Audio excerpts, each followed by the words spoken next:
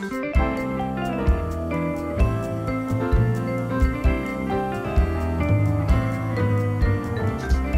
back to Read This Next with Laura and Nicole from the Thunder Bay Public Library. This week we are doing classic lit retellings. Laura, tell us all about it. Sure. Okay. So there is a readily recognizable canon of literature that has been increasingly interrogated in present years as to like what is on it, who gets to decide who's on it, how long do things have to stay on it? Just because it was considered a classic at one point doesn't mean it's a classic now. Mm-hmm. But one of the ways that authors have been kind of engaging with the canon has been through a lot of retellings, which is something people have always been doing, but it's very, very popular. It's very common in the last 10, 15 years, I guess. Oh, yeah.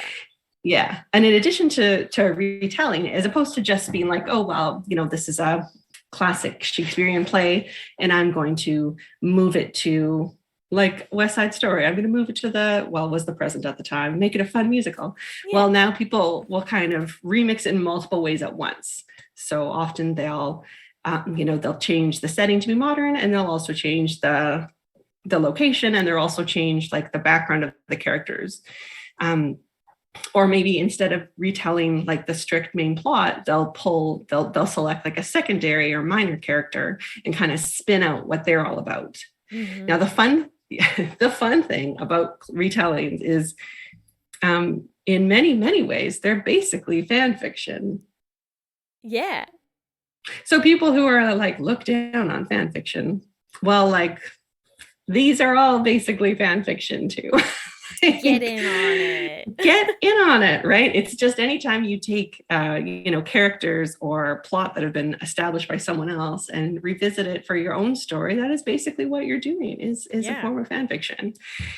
And that's kind of what these authors did. So these are legal fan fiction because, well, not that fan fiction is illegal or legal. I won't get into that argument, but these ones are past their copyright ownership. So it'll be interesting to see what comes up in the next few years. Sherlock Holmes is slowly becoming more and more in the public domain, so people can rewrite Sherlock Holmes. Yeah.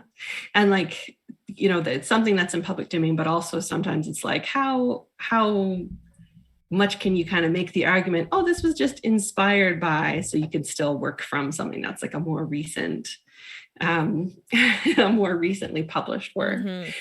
Yeah. But we've got a real mix of adult and young adult and different types of genres. So, as always, often when we try to do more general topics, hopefully there's something for everyone. Oh, for sure. There definitely is. Okay. Should we get going? Yeah. Yeah. Okay. So our first one, it's funny. As we were going through this list, we found that one particular book that for whatever reason, lots of people like to use as a jumping off point is Jane Eyre. Mm-hmm. There's so many Jane Eyre retellings we did not include. In fact, we removed some. We did remove some. There's lots of them out there. I remember a couple of years ago, there was a specific thing in YA. I think there was 3 different Jane Eyre retellings that came out within a 2-month period. Wow. There was a bunch, but this one in particular, we included it because it is a Jane Eyre retelling, but it's got a very different sort of twist to it. It's called In the Quick. It's by Kate Hope Day. You can tell by the cover pretty much exactly what the difference is. Yes, it's in space. It is not set on the moors. No, science fiction as opposed to gothic. Okay, so a young, ambitious female astronaut's life is upended by a love affair that threatens the rescue of a lost crew in this brilliantly imagined novel. June, as opposed to Jane, is a brilliant but difficult girl with a gift for mechanical invention who leaves home to begin grueling astronaut training at the National Space Program. Younger by 2 years than her classmates at Peter Reed, the school on campus named for her uncle, she flourishes in her classes but struggles to make friends and find true intellectual peers.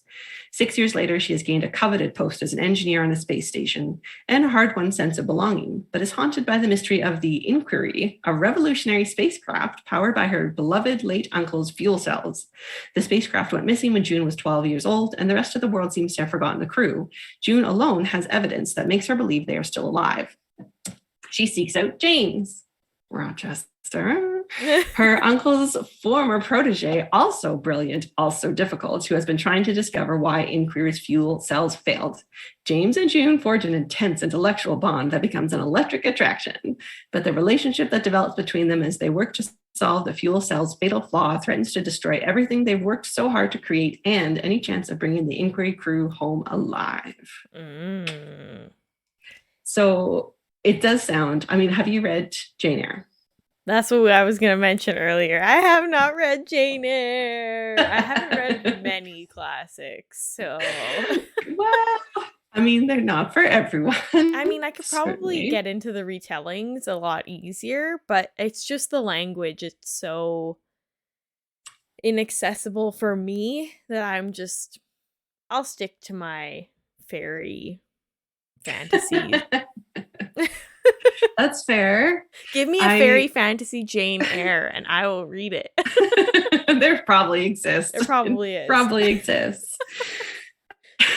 When I was younger, I feel like I may have told this story before, but like quite a bit younger, in high school, I had this little surly English attitude about how I didn't want to read anything published like prior to about 1940.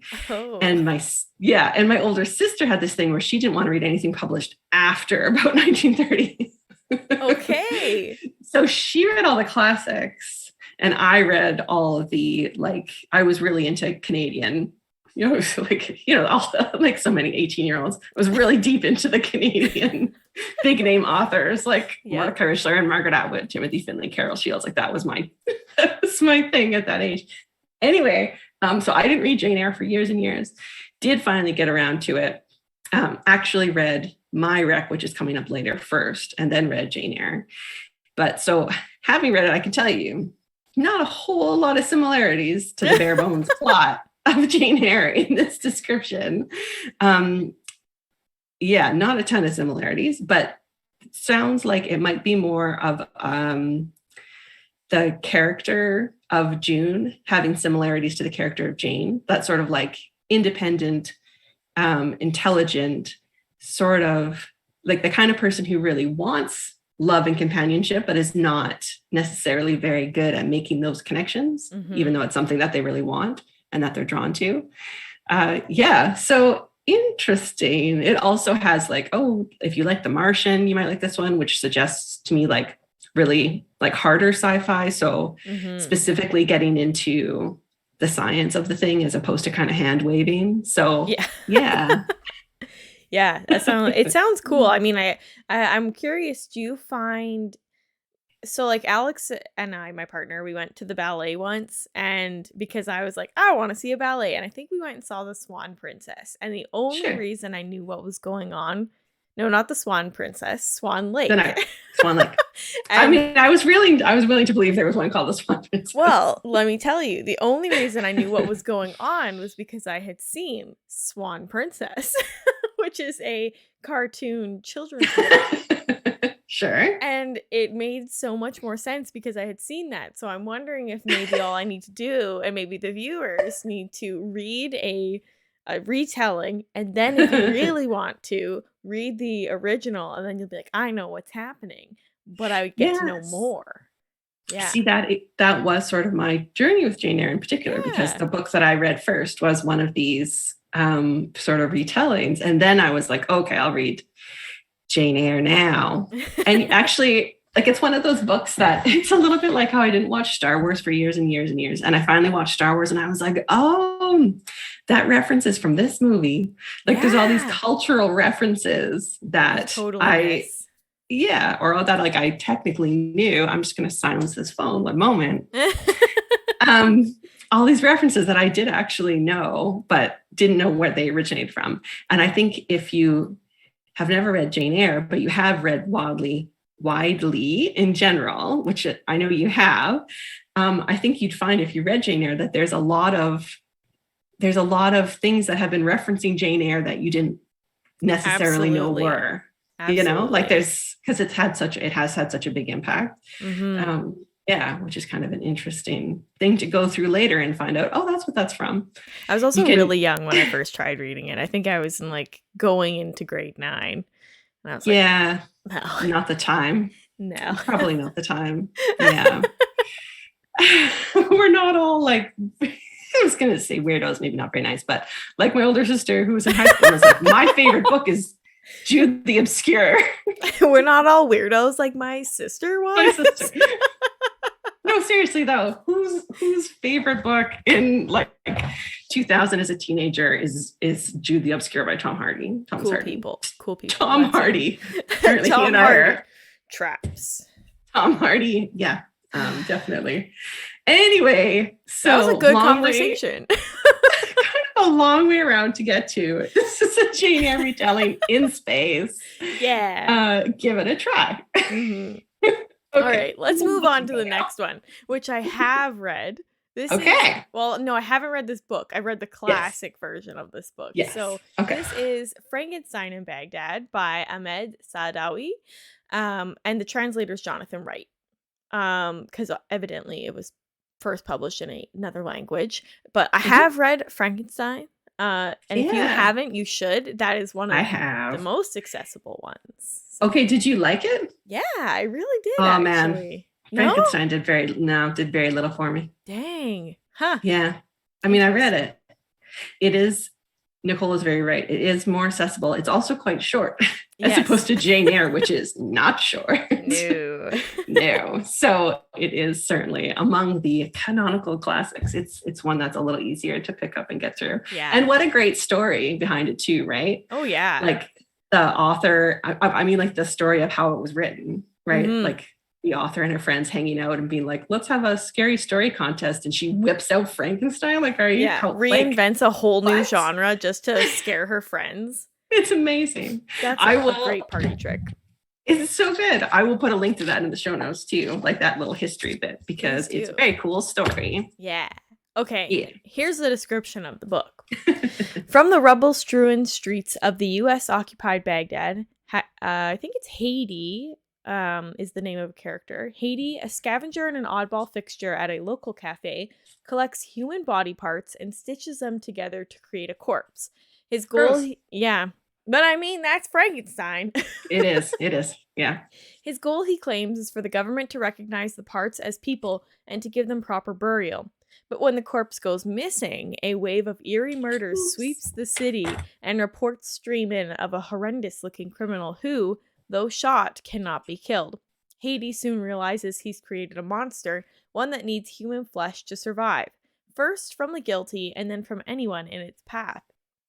Then it just tells us that it's a white-knuckle horror with black humor set in the surreal reality of contemporary Iraq. Sounds very good. Yeah, it does. I find it I like that the motive behind Dr. Frankenstein is a little bit more noble than just wanting to create the perfect specimen of a man. What's more noble than the aspirations of science? Yeah, giving people a proper burial is a very noble goal. It's a little more noble. Yeah, it's a little more noble. Yeah, that one sounds good though. I would give that one a try. I don't think this one is necessarily new though, which is it's not. It's it's been around for a bit. It's been around for a bit. Yeah, very it's good. A prize winner, it says. So indeed. Okay.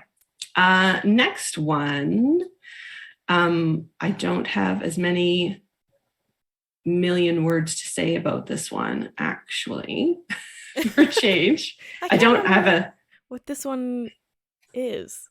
Yeah, now that you say it, I think it's a fairy tale one, actually. A fairy tale retelling. I think it's Snow White.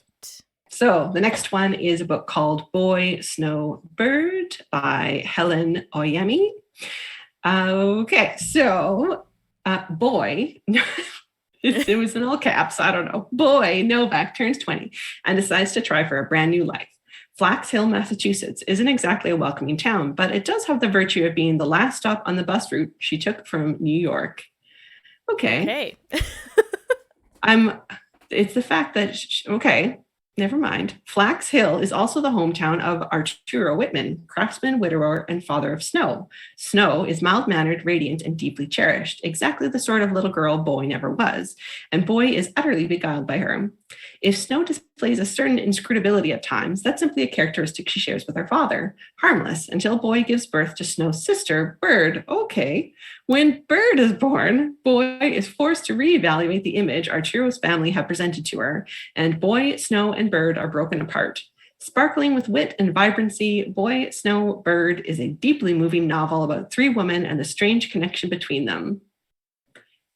Does sound strange. It does sound strange. It does sound strange. I don't know what to say about that, because I don't really get it.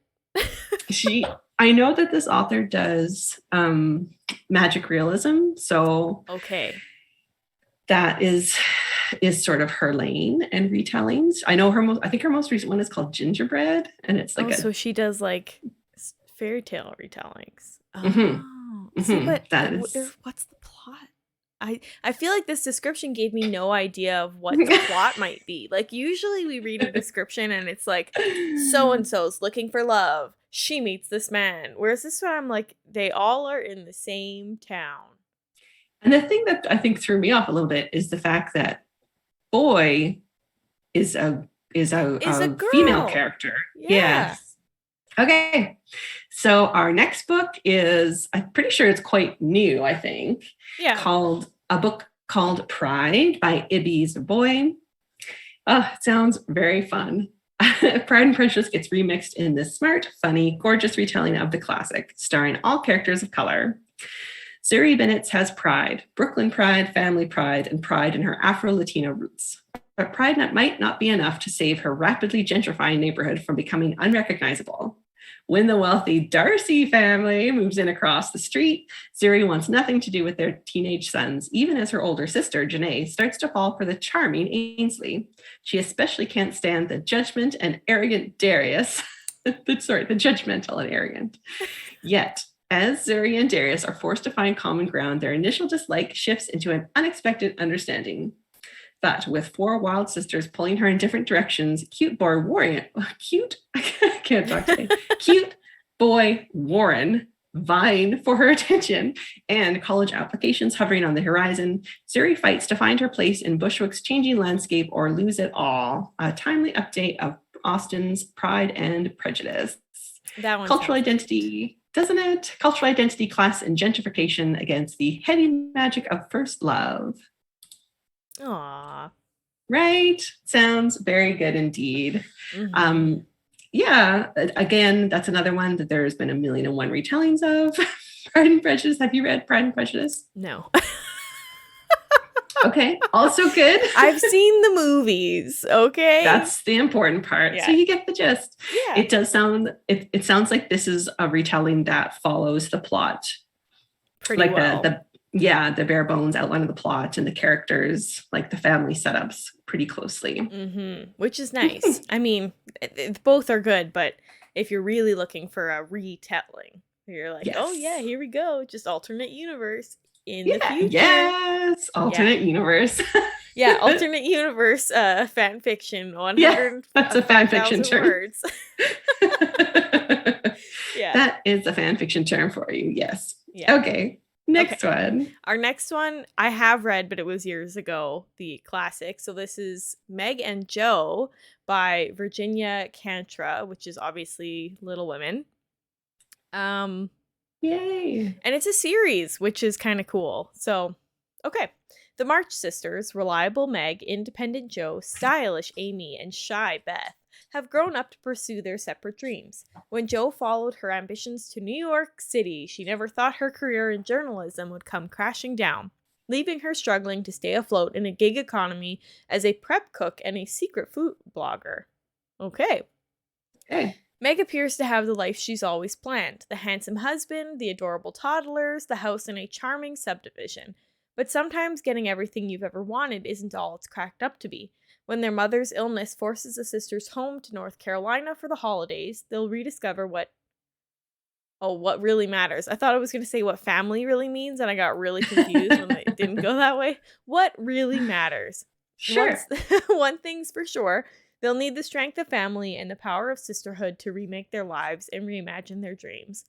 Reading this, I was like, I don't know how they're doing a retelling when all of them are in different areas, but they end up at home, so that makes sense. I wonder, okay, so when you read Little Woman, how did the book end? Did it end with all of them married? I have no idea. I Do you think remember? I read this. I feel like I read it in elementary school. Like, that's how long ago it was. Because the thing with Little Woman that is kind of it's not confusing, but this is the thing about Little Woman is technically there's 2 books. Well, there's 4 total, but Little Woman and then Good Wives, and then I think Joe's Boys and Little Men is the order. So there's 4. Yes. Okay. It's 4. But Little Woman and Good Wives are very often packaged as one book, as Little Woman, but not always. So depending on which edition or which copy you had, either the story ends with all of them kind of settled and married, or it ends with, I think, maybe just Meg's wedding. I feel like that's the one I don't the main things I remember is them being together as a family. I don't remember reading about marriage. So that's interesting. So is this kind of following the second book then? That's what I'm thinking. What I'm thinking. That, like, as opposed to being like specifically a retelling of the events of Little Woman, it's more a retelling, perhaps. Yes, a remix of Little Wives, which, like, nobody would publish a book called Little Wives these days. No. But technically at the time that's what it was called. But how fun. I do really like Little Woman, and I like all of I read it many times, and all of the other ones that came after. Yeah. Everyone wants more for Jo than what she ends up getting in those books. So hopefully she gets more than just being a food blogger as well. I hope so. Yeah. I'm also going to put in the show notes. There's been like 2, maybe even 3 different Little Woman graphic novel retellings. Mm-hmm. Mm-hmm. Which are apparently pretty good. Yes. As per my niece, who is the appropriate age for it, she loved them all. So I will throw those in there as well. Yeah, that's really cute. That's so interesting. Mm-hmm. All right, you are next then. I am next. Okay, this one, we're going to a totally different retelling author. We've got Tell the Wind and Fire by Sarah Reese Brennan.